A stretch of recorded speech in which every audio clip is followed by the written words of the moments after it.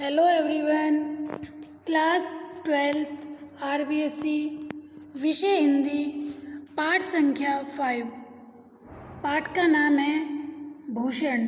ठीक है, भूषण जो है वो वीर रस के कवि हैं। इनका जन्म सन 1613 ईस्वी में हुआ था।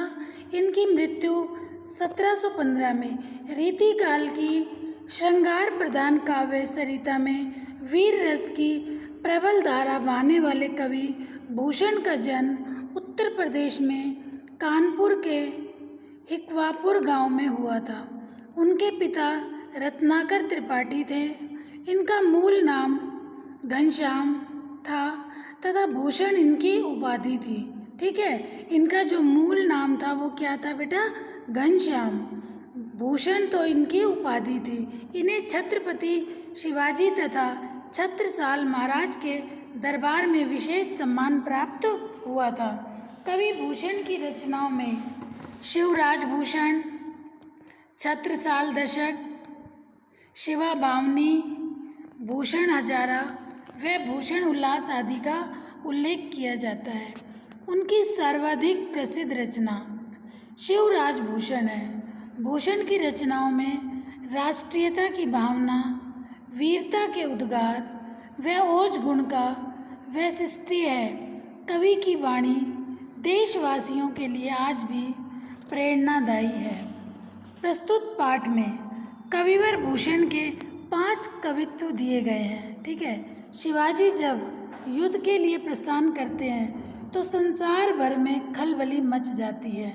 धूल के गर्द से सूर्य तारे जैसा लगने लगता है। ठीक है, समुद्र थाली में रखे पारे की तरह प्रतीत होता है। औरंगजेब के दरबार से समुचित सम्मान न पाकर क्रोध से उबलते शिवाजी का रौद्र लाल मुख देखकर औरंगजेब का मुख काला व उसके सिपाहियों का मुख भय से पीला पड़ जाता है। शेषनाग, विधाता व यमराज के दायित्वों को असल में तो शिवाजी ही निभाते हैं। शिवाजी का शत्रुओं पर आधिपत्य ऐसा है जैसे इंद्र का जंबासुर पर, बड़वानल का सागर पर, राम का रावण पर, वायु का बादलों पर, शंकर का कामदेव पर, परशुराम का सहस्त्रबाहु पर, दावाग्नि का वृक्षों पर, चीते का मृग पर, समूह पर, शेर का हाथियों पर, प्रकाश का अंधकार पर, श्री कृष्ण का कंस पर। इसी प्रकार कवि शिवाजी की तुलना गरुड़, सिंह, इंद्र, बाज एवं सूर्य से करता है। कवि मानता है कि सूर्य के समान 9 खंड भूमंडल पर सर्वत्र शिवाजी का वर्चस्व है। देखिए, ये जो कवि भूषण है ये वीर रस के कवि हैं। ठीक है, अब ये इनके कवित्व को देखिए। सची चतुरंग सैन अंग में उमंग धरी, सरजा शिवाजी जंग जीतन चलत है।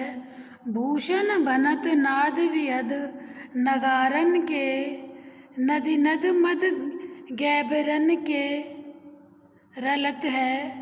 ऐल फैल खैल भैल खलक में गैल गैल, गजन की ठैल पैल सैल उस तल है। तारा तो तरनी धूरी धारा में लगत जिमी, धारा का पारा पारावार यूं हलत है। ठीक है, अब सबसे पहले आप इसके हार्ड वर्ड देखिए बेटा। साजी, साजी मीन्स साजी सजकर, साजी सजकर। ठीक है, चतुरंग सैन, चतुरंगनी या घोड़ों पर सवार सेना, चतुरंग घोड़ों पर सवार सेना। ठीक है, भनत कहते हैं, भनत मीन्स कहते हैं। ओके, नेक्स्ट है मद, मद धारा, मद मीन्स भनत कहते हैं, मद, मद मीन्स मद धारा। विहद अत्यधिक, विहद मीन्स बहुत अधिक। सैल पर्वत, सैल मीन्स पर्वत। ओके। नेक्स्ट है तरनी सूर्य, तरनी मीन्स सूर्य।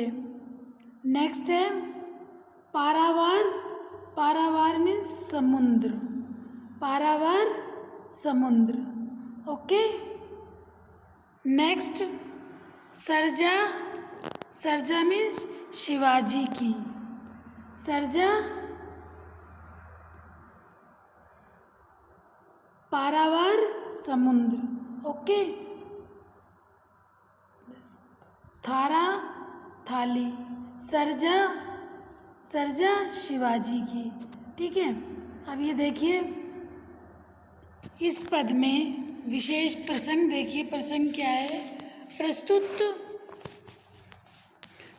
प्रस्तुत अवतरण महाकवि भूषण द्वारा रचित कवित्वों से लिया गया है। इसमें शिवाजी की विजय यात्रा एवं सेना की विशालता का चमत्कारी वर्णन किया गया है। प्रस्तुत अवतरण महाकवि भूषण के कवित्व से लिया गया है। इन पंक्तियों में शिवाजी की विजय यात्रा और उसकी विशाल सेना का वर्णन किया गया है। कविवर भूषण कहते हैं कि जब शिवाजी अपनी सजी चतुरंग सैन अंग में उमंग धारी, कवि भूषण कहते हैं कि जब शिवाजी अपनी चतुरंगनी सेना को सजाकर तथा अंगों में अत्यधिक उमंग रखकर बड़े उत्साह के साथ शत्रुओं से युद्ध जीतने चल पड़ते थे। साजी चतुरंग सैन अंग में उमंग धारी, सर्जा शिवाजी जंग जीतन चलत है।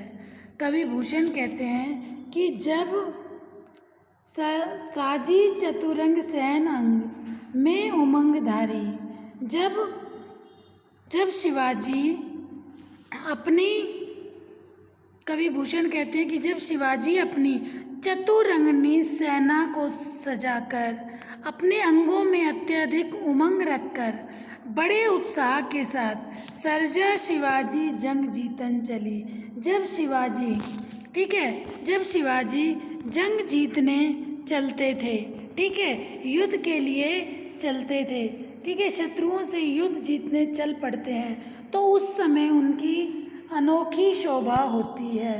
भूषण कह रहे हैं सर्जा शिवाजी जंग जीतन चलत, भूषण बनंद नाद विहद नागारन के, भूषण बनद नाद विहद नगारन के। क्या कह रहे हैं कवि भूषण कि जब उनकी शोभा अनोखी होती है, युद्ध के लिए प्रस्थान करते समय उनके नगाड़ों की भारी आवाज़ चारों ओर गूंजने लगती है। भूषण कहते हैं कि बनद नाद विहद नगारन के, उनके नगाड़ों की भारी आवाज़ चारों ओर गूंजने लगती है और वह नदी नद मद गैबरन के रलत है, और वो हाथियों की मदधारा से बड़े बड़े नदी नाले बहने लगते हैं। अर्थात उनकी सेना में हजारों हाथी हैं, ठीक है, हजारों हाथी हैं जिनके गंड स्थल से बहने वाली मदधारा बड़ी बड़ी नदियों का आकार धारण कर लेती है। सेना के ऐल फैल खैल बैल खलक में गैल गैल।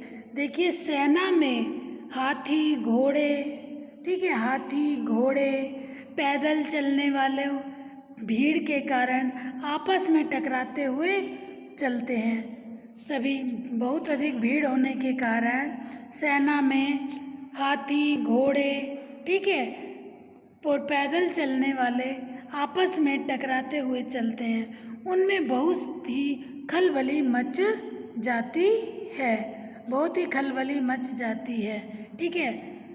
उनकी सेना में गजन की ठैल पैल सैल उस्तल है। उनकी सेना में हाथियों के धक्कों से बड़े बड़े पहाड़ उखड़ जाते हैं। हाथियों के धक्कों से गजन की ठैल पैल सैल उस्तल है। हाथियों की ठैल पैल से, हाथियों के धक्कों से बड़े बड़े पहाड़ उखड़ जाते हैं। सेना के चलते ही उड़ी हुई अत्यधिक धूल के गुबार के कारण तारा सो तरनी धूरी धारा में लगत जिमी। कि कवि क्या कह रहे हैं भूषण कि सेना के चलने से उड़ी हुई अत्यधिक धूल के गुब्बार के कारण सूर्य इतना धूमिल पड़ जाता है कि वह छोटे से तारे की तरह टिमटिमाता दिखाई देता है। तारा सो तरनी धूरी धारा में लगत जिमी। कवि भूषण कह रहे हैं कि जब उनकी सेना चलती है तो इतनी धूल उड़ाती हुई चलती है। सेना के चलने से उड़ी हुई अत्यधिक धूल के गुब्बार से सूरज छोटे से तारे के समान टिमटिमाता हुआ दिखाई देता है और समुद्र उस धूल के कारण सूरज तारे के समान छोटा सा दिखाई देता है।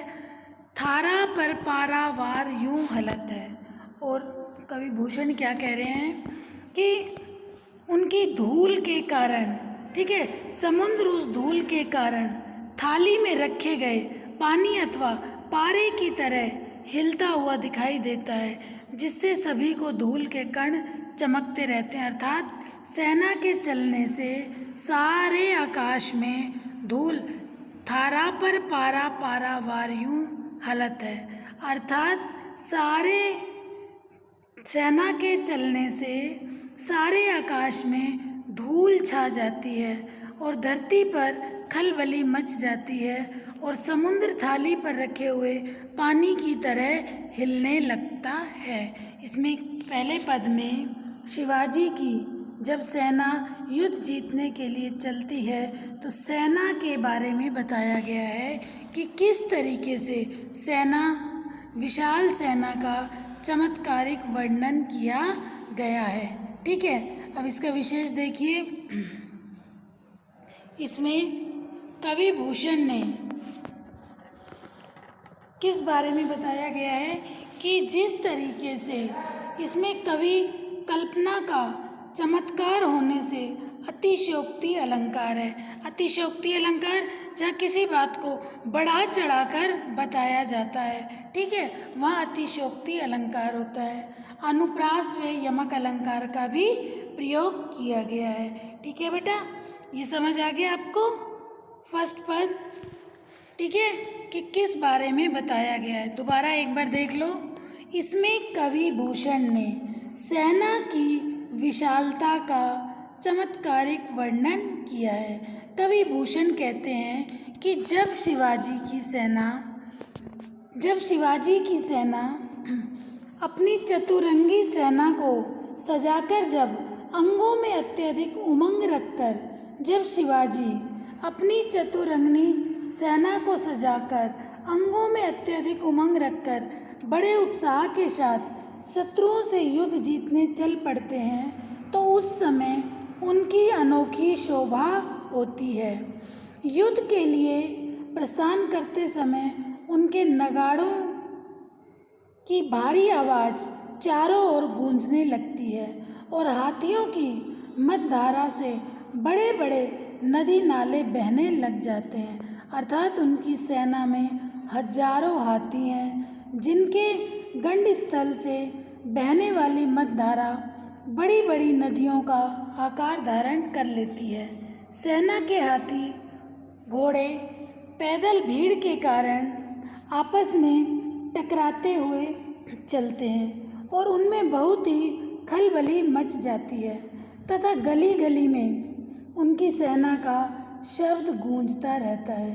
उनकी सेना के हाथियों के धक्कों से बड़े बड़े पहाड़ उखड़ जाते हैं। सेना के चलने से उड़ी हुई अत्यधिक धूल के गुब्बार के कारण सूर्य इतना धूमिल पड़ जाता है कि वो छोटे से तारे की तरह टिमटिमाता हुआ दिखाई देता है और समुद्र उस धूल के कारण थाली पर रखे गए पानी अथवा पारे की तरह हिलता हुआ दिखाई देता है, जिससे सभी ओर धूल के कण चमकते रहते हैं। अर्थात सेना के चलने से सारे आकाश में धूल छा जाती है, धरती पर खलबली मच जाती है और समुद्र थाली पर रखे पानी की तरह हिलने लगता है। ठीक है बेटा, समझ आ गया। आज ये एक पद ही आपको कराऊंगी। इसका विशेष देखिए, इसमें कवि कल्पना का चमत्कार होने से अतिशयोक्ति अलंकार का वर्णन किया गया है, अनुप्रास अलंकार का वर्णन किया गया है, यमक अलंकारों का वर्णन किया गया है। ठीक है, इसे आप अच्छे से इस वीडियो को सुनना, समझना। कोई डाउट हो तो बेटा अपना डाउट ज़रूर क्लियर करना। ठीक है, ये 5 कवित्व हैं। आज मैंने आपको फर्स्ट कराया है, बाकी मैं आपको कल करा दूंगी। ठीक है बेटा, क्योंकि इसकी जो लैंग्वेज है वो थोड़ा सा एक साथ कराने में आपको अच्छे से समझ नहीं आएगी। आज आप इसके हार्ड वर्ड अपनी कॉपी में लिख लेना। जो भी वर्क आपको कराया जाता है उसे सकारात्मक दृष्टि से लो, सकारात्मक सोच के साथ डेली का वर्क आप डेली करते जाइए, जिससे आप लोगों पर कोई बर्डन नहीं आएगा। ओके बेटा, थैंक यू।